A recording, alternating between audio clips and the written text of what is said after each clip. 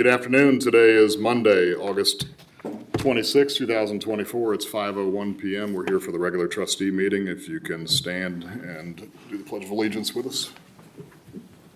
I pledge allegiance to the flag of the United States of America and to the republic for which it stands, one nation, under God, indivisible, with liberty and justice for all.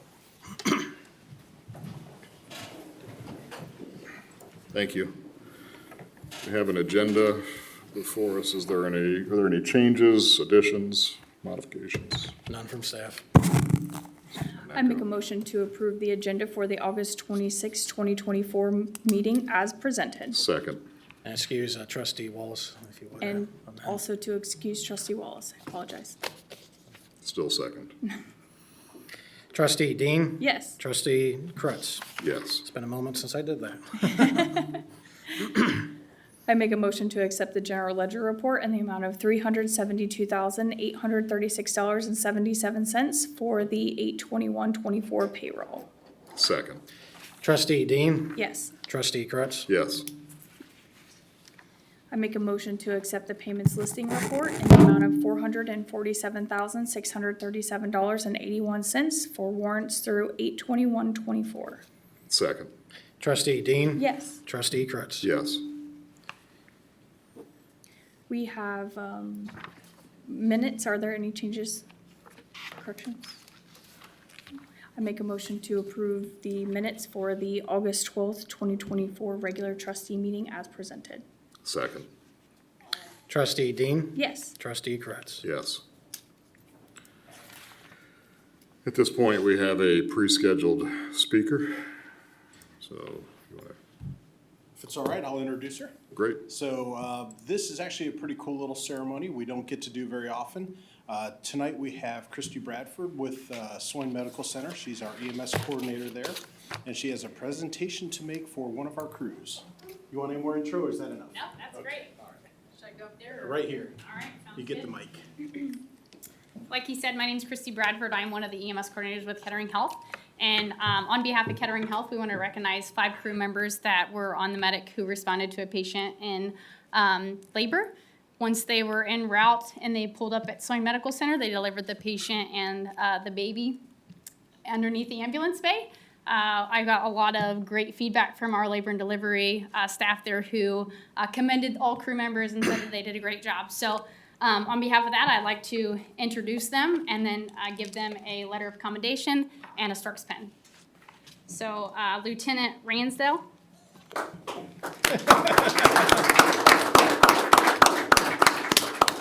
Randy's probably gonna make you go someplace for pictures. Yeah, go ahead and get everybody. Okay. Firefighter Trick.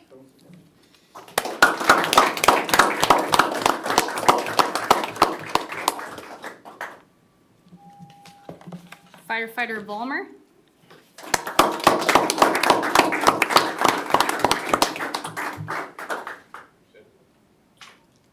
Firefighter Brandenburg. We'll get that. And then Firefighter Arts.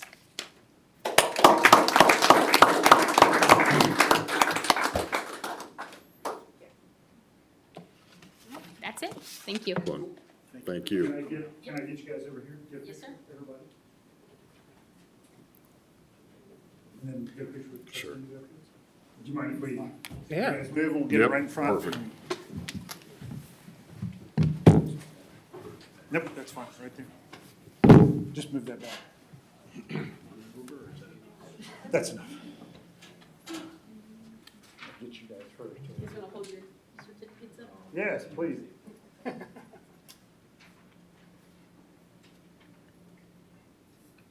right, ready, we'll do a couple, ready, 1, 2. And then trustees, you're going to Just come on. Photoshop Sherberg in later. Yes. Leave a little room on that side? No, just kidding.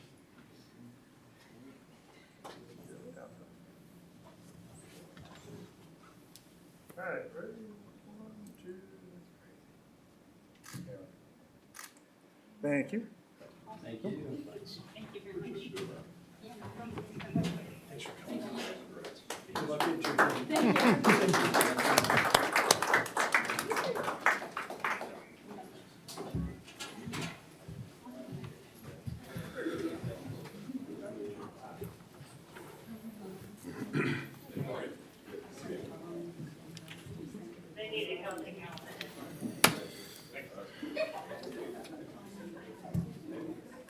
Thank you, Chief. Thank you very much for it. And at this time, we will open the podium up to any citizens desiring to speak. Seeing none, we'll move on. We have no old business. We have no new business. We have nothing from the sheriff's office. We have nothing from HR. And we're down to community development and risk.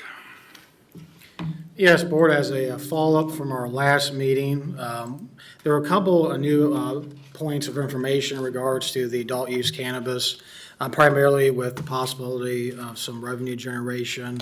We did also seek some clarification on that, but I'll turn over to Mr. Earhart to present this as a recap. The purpose of this is to get feedback of what direction we desire to go. Depending on that direction, we'll either have to adopt an additional moratorium to allow for the public hearing process to amend our text for our zoning code.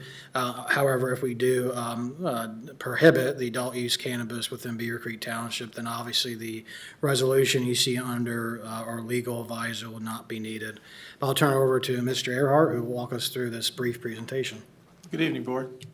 I apologize, Ms. Dean, this is probably some recap for you from last It's okay. time, but we'll jump right into it. So basically, for our adult use cannabis, it's in 5 categories. You can see them listed here as cultivation, processing, laboratory, dispensing, and home grow. As far as the home grow part goes, I'll touch on that later, but that's something we can't regulate. What can be regulated is we can put regulations on those top 4 uses in part or in a whole. So if we wanted to just do cultivation, for example, we could do cultivation and allow it and exclude the other ones, and we can also limit those numbers. So that will be a consideration we'll have to determine if we determine to go forward. So what cannot be regulated, existing cultivators, processors, and so on, we don't have any of those. They would automatically be granted the like license. Since we don't have any, we don't have to worry about that, and home grow operations. What we currently allow, we do allow for the medical marijuana in the A1 district, and we don't have any facilities that are operating at this time. Switch the page here. So, what direction do we take? We can totally prohibit adult use cannabis operators in the township. We can allow and or limit them. And we can allow and prohibit certain types of operators within the township. So that's the decision that we're really kind of seeking feedback on. A wrench that got thrown into it last time was the revenue that could be derived from the adult use cannabis dispensaries. And we'll just jump to that. The recommendations are on the next slide. You can read through those, is what we can do. But the revenue sharing portion of it, so Mr. Rushing did some additional resources or additional research and added some things in here. But there's a tax that's gonna be levied on it, on all adult use cannabis sales. It shall be 10% of the cannabis sales. So if you make $1 million in your cannabis sales, 100,000 of it would be taxed. Of that tax, we get 36% of that tax. And that 36% comes back to basically the state level, for lack of a better term, and then gets dispensed out to the local governments. So it's not a direct payment to us, but it's through a fund, if that makes any sense. We're not exactly sure how that would operate, but that's how it works. So $1 million worth of retail sales generates $100,000 in 10% tax, and of that 100,000, 36 would channel back to the township from the state after it's collected. Yeah, so you can Not- start doing the math on how that, No. Not from we wouldn't get 36%. 36% goes to all municipalities and townships What's that our allow. percentage of the 100? What's our percentage of the 10%? There is no direct revenue sharing that is granted in law currently to Correct. the hosting jurisdiction. That was a clarification point that we sought. It was brought up by our fiscal officer that potentially there was direct revenue sharing. That's what I thought. How the Ohio Revised Code reads is that essentially of the 10% that's taxed, 36% goes to the local government host fund, which is a statewide fund similar to, you can think of it like the local government fund. So it's only the governments that host these dispensaries? Correct. correct. So But if the we said allocation, and City of Beavercreek said yes, Beavercreek would get an allocation of the 36%. And that allocation's unknown. So similar to local government fund, the allocation gets changed from time to time. As we know, it depletes over time. Okay. So we don't know what that allocation or direct benefit to Beavercreek Township to be. So neighboring communities, so you could arguably have, Beaver Creek or Xenia have dispensaries. Beaver Creek Township may or may not incur cost from a interdiction or any other issues related to that, good or bad. But the host communities would get the funding, and potentially the non-host community could pay the price. Potentially, Yeah. that is a potential scenario. Okay. Okay. So that was the one thing that came up at the last meeting that we thought should be a consideration point for the board, and we want to try and give you as much information It's an about that. important clarification. Yeah. And then on the last slide that I created that you should have in your packet is kind of trying to decide where things would go.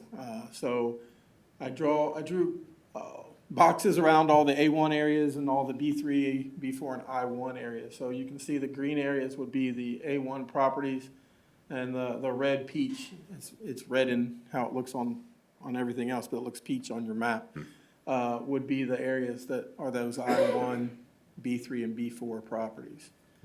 So it's a very small area if that's where we decided to put them, and in those higher use areas of our code, as far as dispensaries go. Can you, well, it's not GIS, but do you have an interactive map of that you can pull up those? I can pull up a larger map. Or just so we can zoom in on Yeah, you can, the retail areas essentially, not the, it's a static map, but yeah. zoom in on it. Yeah, it'd be pixelated, but you'll be able to see It it. gets, a little distorted. Generally But- speaking. So essentially, there's the soccer fields over there, is that correct? And then that's Orchard Lane coming up, and then Factory. Yep. Okay. And then And the so one there's really parcel not a down whole here. lot of retail area. That's what I was trying to think through. There's not a whole lot there. And then over here by the intersection of Dayton, Xenia, Yeah, just a and little piece over Beaver there. Valley. That's on the west side of Beaver Valley.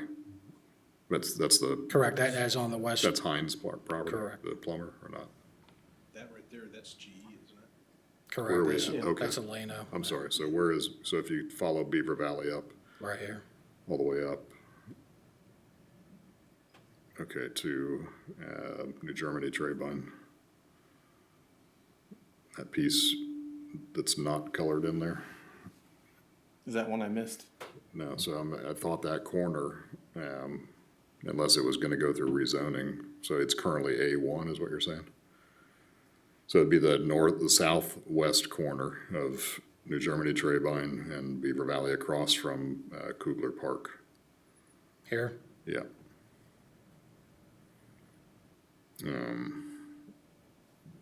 For some reason, I thought that corner was destined for retail because a gas station wanted to go there, but couldn't because of floodplain issues. stand by. And I've slept since then, so I might be wrong, but Depends on the day. and it might have just been a rezoning they'd had gone through, but I know they wanted to put retail there. Right. And the current It's property owner contemplated. essentially does not want that, but has been offered multiple times. There's a little piece. We put the zoning district layer, and then we'll be able to see. So it's currently, And what is the yellow? Residential. Residential, so those, yeah, that piece right there, okay, so it's still showing as A1, Correct. okay.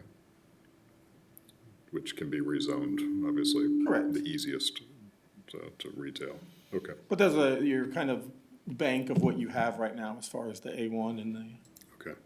and the higher use. Mr. Rushing, if industrial. you can go back to that, with the overlay and go down to where the B2, B3, It gets a little messy through there with the highway overlay. and so, Ms. Frick, what I would ask you is that, so, where is Overbrook Boulevard? Right there. And so that's in the yellow because it's in a PUD, correct. okay. And so, can an HOA block a legal B2 or B3 use?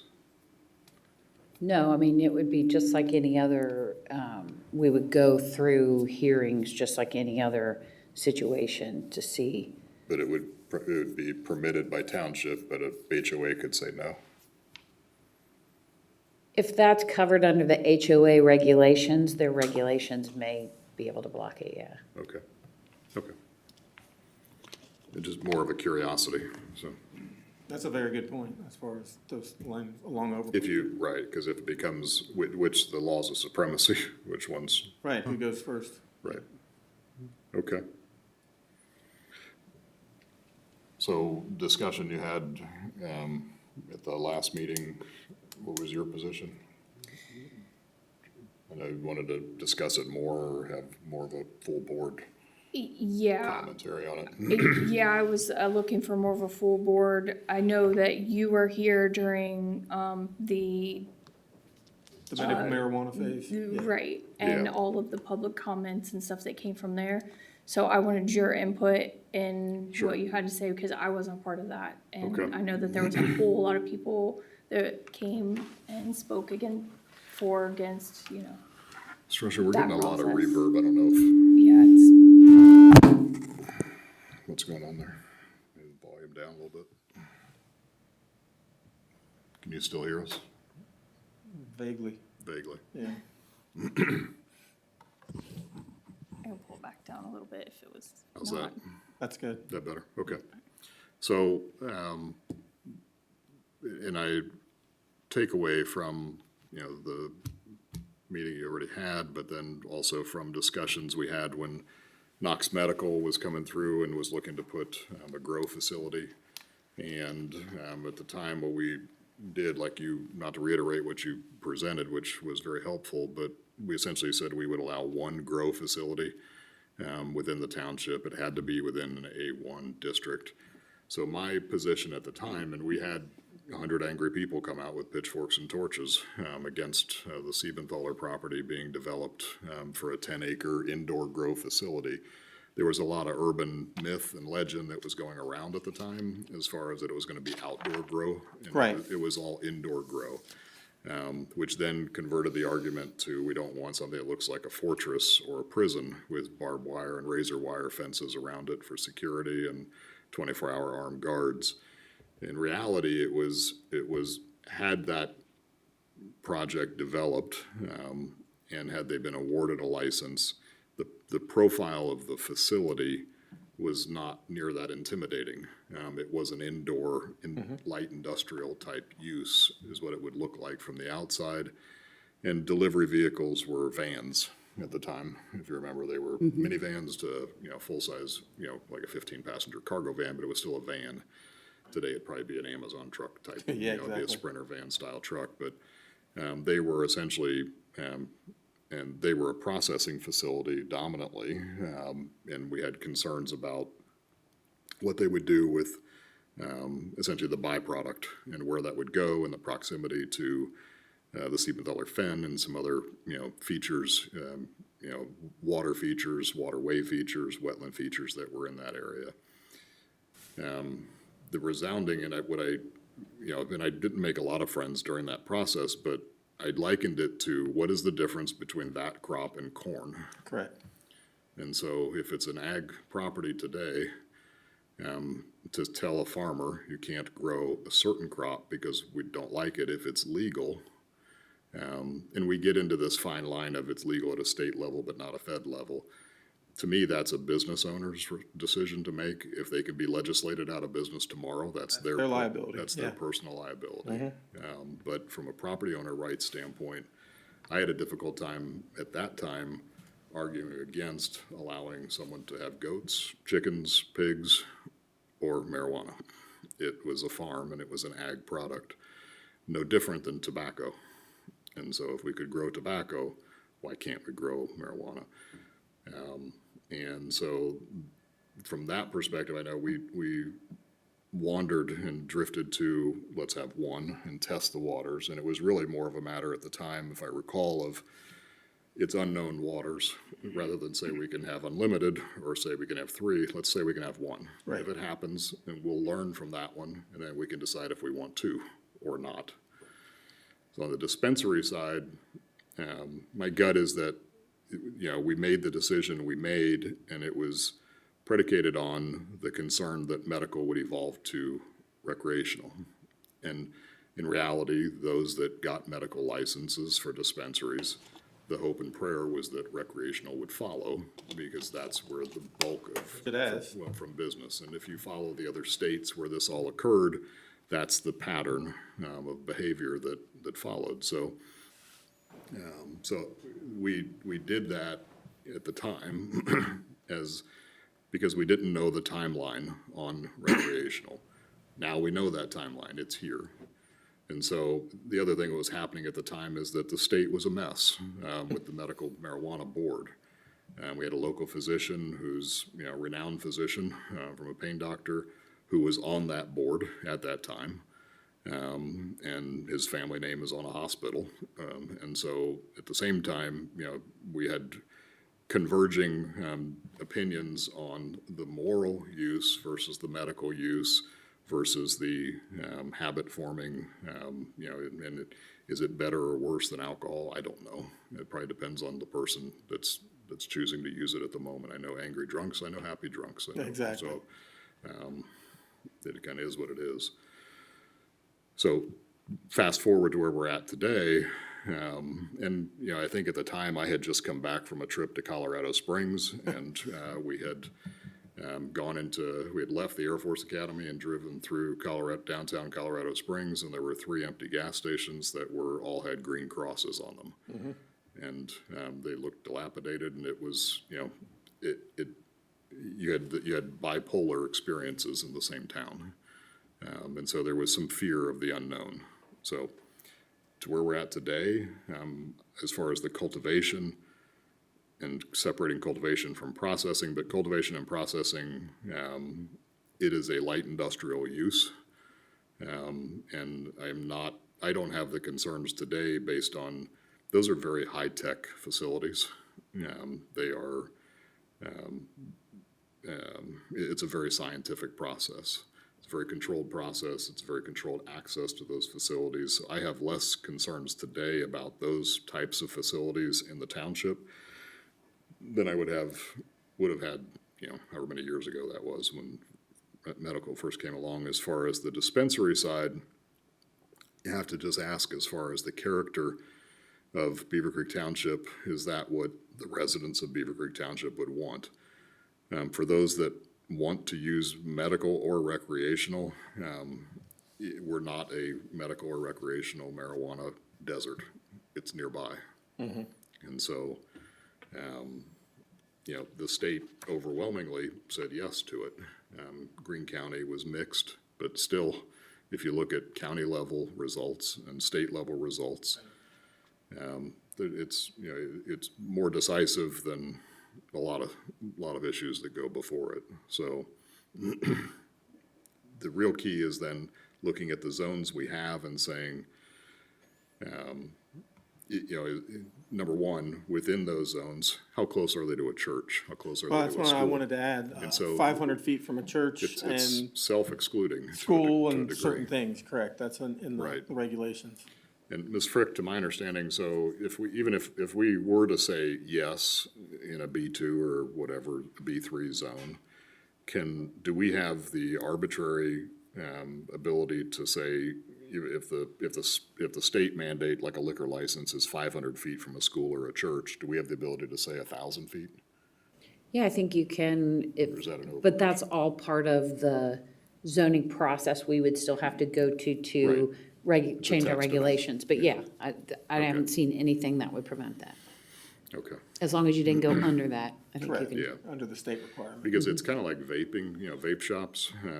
It's, in another life, I tell landlords, it's your decision. You're taking a tenant that could be legislated out of business tomorrow, and if they can't pay their rent because the law says they can't sell it, guess what? You're not getting the Buyer rent. beware. Yeah, and landlord beware. And so in this case, you have state law conflicting with federal law, and then you have, individuals' religious and moral beliefs conflicting with their neighbors. So, I'm not an advocate of recreational, just and I've talked to the sheriff about this, it's one of these things where, do I say that it's different than alcohol use? The difference is that I can scientifically measure, theoretically, the alcohol level within somebody's blood. And I was opposed to recreational until they could do the same and say, how high are you? So it wasn't that I thought it was morally wrong or morally right. It's not my decision to make. You want a measurable quantity. Right, but the question is it measurable? And so if an accident occurs, is it simply that you were under the influence or that you were under the influence too much? And I don't think they can do that today. Not that I have heard So yet. there's a race to get No, that we can't. technology, so, but that's the, the billion-dollar question, so whoever comes up with it. So, but it's really, comes down to, what problem are we trying to solve? By regulating it in or out of Beavercreek Township on the dispensary level, and the first question is, within the zones that are B3 and B4, we have no B2 zones in here? Why There would- are, I just didn't include them in that. Didn't include them, okay. And so, in those zones then, where could it actually be versus? With the other restrictions? With the other restrictions applied. And so, if you kind of did a heat map or a radius circle around it and said, okay, show me where all the churches and where all the schools are. Right, we can tailor that And further. it might be a self-solving problem. Correct. Or you just say simply it needs to be within 1,000 feet. It's tough because, City of Dayton, I thought, did an overreach, when they said that income was a protected class for multifamily housing.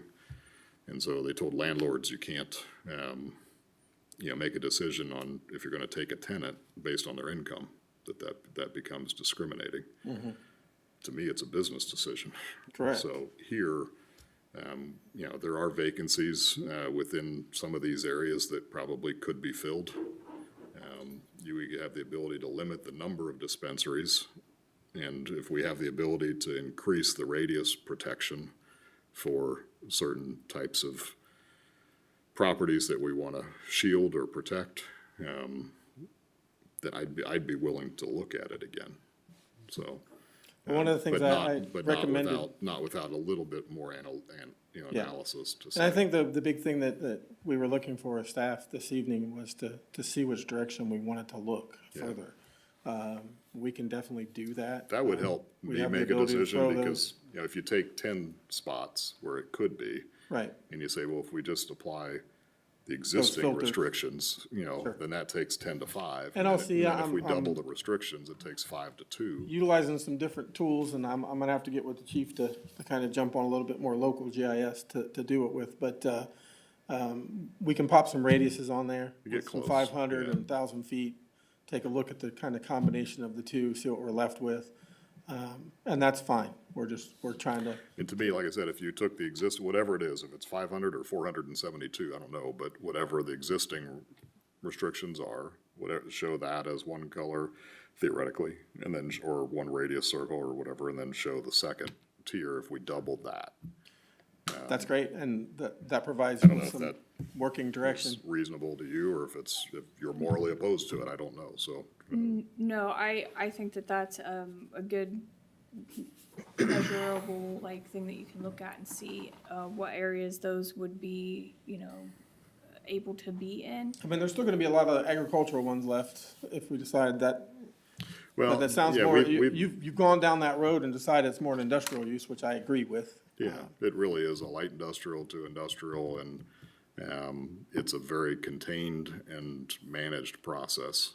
I've been in a facility that they have 4 different growers in that facility, and it is high tech, and it is millions of dollars of technology. Where I came from before, we had a medical grow operation there, and Yeah. it was landed in an I-1 zoning district. Yeah, And there's a lot of restrictions Right. that come on top of that.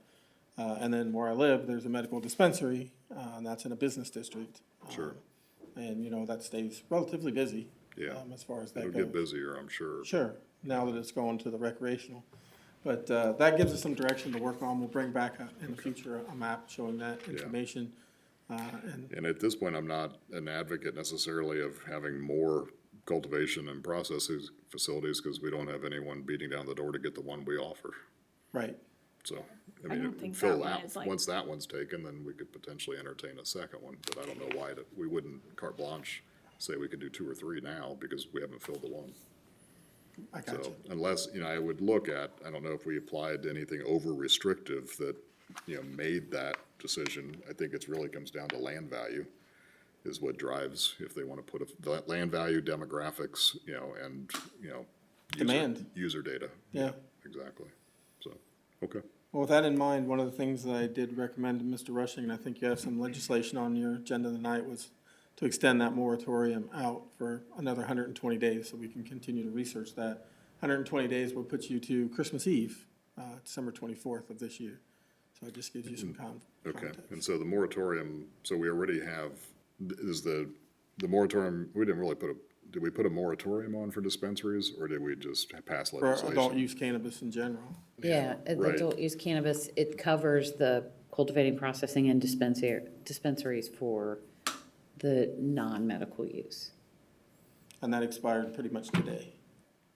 So if, one, there's additional things to look at to even make the decision. Sure. But if the decision is to at least, look at some zoning, then we still have to go Okay. through public hearings and things like that, which is part of why I think we're looking at extending it a little bit longer. Correct. And that 120 days odd, whatever it is not an overreach. Before we were always worried about going over a 6-month moratorium. No, in fact, I did some research for another entity, and really what the law says, as long as you can tie it to the reason for Okay. why you're extending it, then you're okay.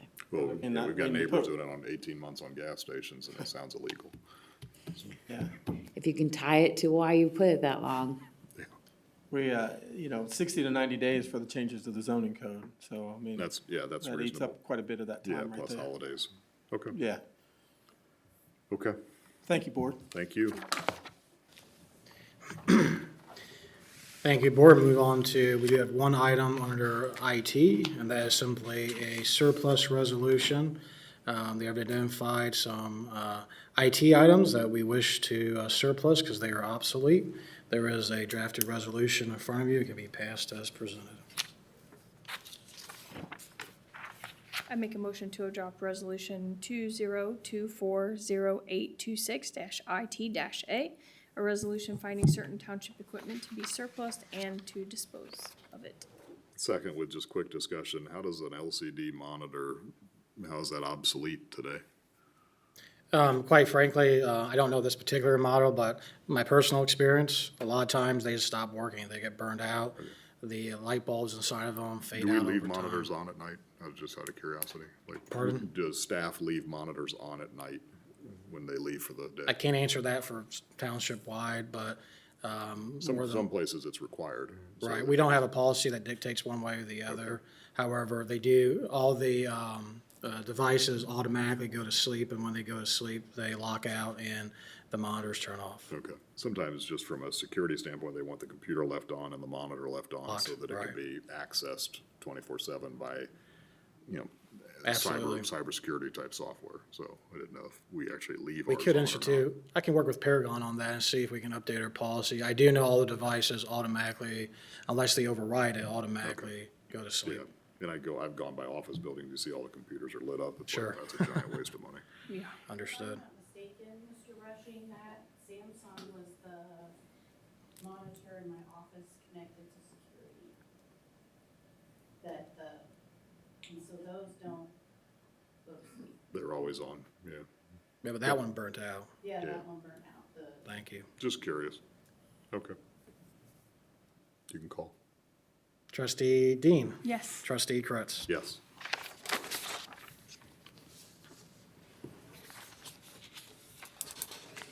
And nothing from finance, public service. No, other than that, we do have an action item under our fire department. And is, perfect. We had a citizen that purchased a residential Knox box a couple years ago. She has moved from her current residence into I think an apartment complex, senior living apartment complex. So she decided to request if she could donate it to the fire department to put it within our residential Knox box loan program. And we're requesting that tonight, please. Great. Make a motion to adopt resolution number 20240-826-fire-A, a resolution accepting the donation of a residential Knox box as presented. Second. Trustee Dean? Yes. Trustee Kretz? Yes. Thank you, board. Appreciate it. Thank you. Thank you. And the last item, under legal, is that extension of the moratorium that we just discussed.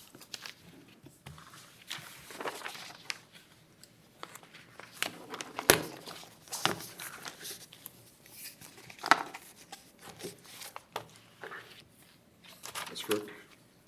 Yeah, this is the same as the prior resolutions. It's just extending that additional 120 days to allow for that additional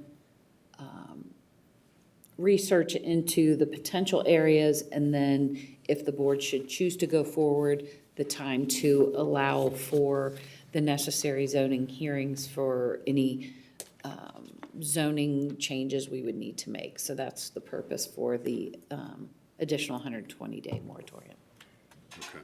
And question on the, so in the event that we did not pass any new zoning text amendments by the time the moratorium expired, and we allowed the moratorium to expire, the medical use, cultivation and processing would automatically convert to be allowed or be permitting adult? Because state statute permits The it? state statute says that it does permit, yeah, if there was already a license in place, that those Okay. entities that had the license could automatically do the other. But we our- don't have one even with, that's licensed. Okay, so our current legislation that essentially says we can have one within the township doesn't automatically convert to adult or to permit adult? I thought it did. We would I'd have to look, I don't know if the legislation that we have in place specifically refers to medical or not. Because I don't think it automatically converts unless there's a license in place. If there's a license, the license automatically Yes. rolls over. The current zoning regulations say medical marijuana usage, so that's already in there for the A1, limit 1. Right. If the- there was one there, it would automatically get one, but nothing I've read or researched says that since we already allowed that as the medical, that it would automatically be permitted. Okay, If that's your question. I've been told two different things, so. That, from yeah. what my research has shown, That's my understanding as well. Okay. That because it specifies medical, that's how it would if we say. had one, it would automatically be thrown in Because there. going forward, my understanding is that you could not continue with medical only. You'd Correct. have to say, we won't permit any. We couldn't permit only medical, because a medical license is also good for recreational adult use. That's the exposure we would put the township in. If the desire is not to have adult use cannabis, we currently allow one. Right, So we currently have no licenses issued for Beavercreek Township, but if tomorrow a license is issued and it gets the approval, because we have no regulation against adult use, then that one license would then convert immediately to be able to use for adult use. right. And I'm not talking, in this case, we have no cultivation or processing facility in the township. Correct. So we have no active license that would convert. The challenge question I'm posing is that if we do nothing, then Does that allow the adult use? my understanding from cultivating other process. jurisdictions, or somebody who's about to go to challenge this, is that by not doing anything, essentially tomorrow, they plan to pursue adult use because the municipality did nothing to prevent it. I would prior imagine that to- would fall under the same criteria like the battle we went through with adult entertainment regulations. As far as if you didn't do anything with the adult entertainment. Proactive, right. Yeah, proactively to do anything with it, then it was Okay. just kind of wide open. You have no regulations, so therefore we can go anywhere we Yeah, want. and my only point is that, so the last meeting of the year, we typically cancel, as far as from trustee meetings. And so if this is gonna take us until December 31st, and we don't have a zoning commission meeting by early, by November. Correct. Which that would then come before the board. Yep, it's essentially saying, look at your calendar and make sure you do it backwards so that we don't end up in a position where we have to either extend the moratorium because we didn't do our job, or it falls through the cracks and we do nothing, and then by doing nothing, it becomes, And I'll look a little closer, Mr. Kretz, about it's just how my brain works. specifically that issue as well, in terms of if we do nothing, and right now we allow the medical, if that automatically then allows. That's the big thing. Yeah. And- and- I'll Because if double we check. want that to happen, that's fine. Yeah, And Well- there'll be some municipalities that would use that and say, well, I didn't vote on it, it just happened. And if you recall, this is the exact scenario that happened in the city of Beavercreek.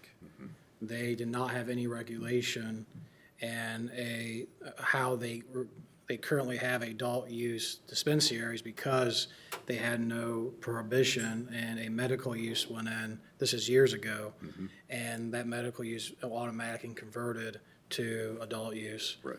And in the interim, once they finished that zoning case, then they adopted the regulations after that point. But they couldn't do it concurrently because that would disrupt the applicant's due process. Yeah, once that application's date stamped. You're correct. Okay. that Well, was- the question is, do we want to, and I'm sorry to throw a wrench into things, board, but do we want to add 13 days to the time frame to take you to the first meeting in January? I mean, I would almost say, I would bump it just 30 days then and make it just 100. End of January, 180 days? I just don't want to run, I know, 150. 150 days and get you one more month, get you into January. Just throwing it out there so you don't, I just don't want to run out of time with approvals depending on what we do next. that's why I'm asking. Yeah, that's a great point. But we could amend this to be 150 days, or Yeah. that buys you that To extra January month. 31st. Can we just do a date, or do you want 150 days? I mean, I don't know why we couldn't do a date, because it's just everybody has always just Sure. put in that, So but I don't know why The we second meeting in could. January would be when? Let's see. It would be January 20th. 27th. Okay, yeah. So if we do January 31st, that would Just do allow that, the it'll full cover it. meeting. Yeah, okay. So I would recommend, since trustee Dean made the motion, have trustee Dean make a motion to amend that and to extend it to January 31st, 2025. It's not a reason to delay it. If it's worth doing, get it done. but Correct. It's just, We just don't want to run out of time. Does it say, it doesn't say that on the resolution, it just says it in there, whereas, It's in the An section additional- 1 of the, so you're changing Now it therefore be it to amend it resolved. from 120 days to a definitive date of January 31st. moratorium up to and including January 31st, 2025.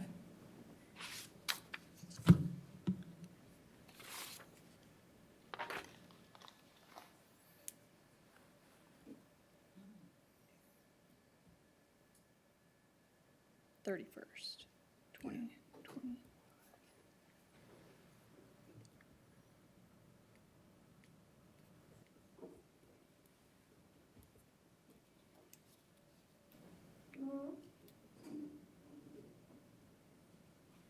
So a sample motion could read, I move to amend the previous resolution for the extension of the adult use moratorium to January 31st, 2025. Okay, Or you can say so moved. Yes. so moved. Second, Trustee Dean, Yes, trustee Kretz. yes. Technically, I think that was the vote on the amendment, but I still think you have to vote on the resolution as well. Sure. So is there a motion to adopt the resolution as amended? so moved. Second, Trustee Dean, Yes. trustee Kretz. yes. Thank you again, board. Robert's Rules of Order. Thank you. It's in a different order on here, on the other ones. That's all I have. Okay. And nothing from the fiscal officer. Mr. Rushing, was there anything from MVRPC for the good of the order? Nope, nothing was extended on that Okay. front. And TAC, was there anything? TAC, we have a presentation about climate change and how it affects the planning process. It affects what? The planning process, Okay, I'm not exactly sure still how it does, but that's what our presentation was. okay. Opioid, was there anything from that from Ms. Wallace? Yes, we did host the Region 14 Opioid Regional Task Force. I believe that was last week, and we hosted it here in this room. The members of the subcommittee for the grants committee met to divvy up over $7 million of the opioid settlement. So I believe that goes in front of the full board at a future date to dictate if that recommendation will hold true. Okay. And Greene County Regional Planning, Ms. Dean is going to fill in for me tomorrow evening. There is nothing for Beavercreek Township on the agenda, so it should be a short meeting, but you have an assigned seat. Awesome, right up Okay. front. Health Department? Next meeting is the first Thursday of September, so next meeting I will have a report from there. Okay. Was there anything on Wright Pat Air Force Base Yes, restoration? Mr. Zaharoff did include that in his report to the board, so it'll be in your email Yep. with his finance reports. Okay. Greene County Water, Wastewater No, Committee? no report. Investment Oversight, no report, and 911 Advisory, Mr. Chief Easter, anything to report new? Nothing really from that, okay. Anything else to come before the board? If not, do we have a motion to adjourn? Make a motion to adjourn? Second, Trustee Dean? Yes. Trustee Kretz? yes. Thank you.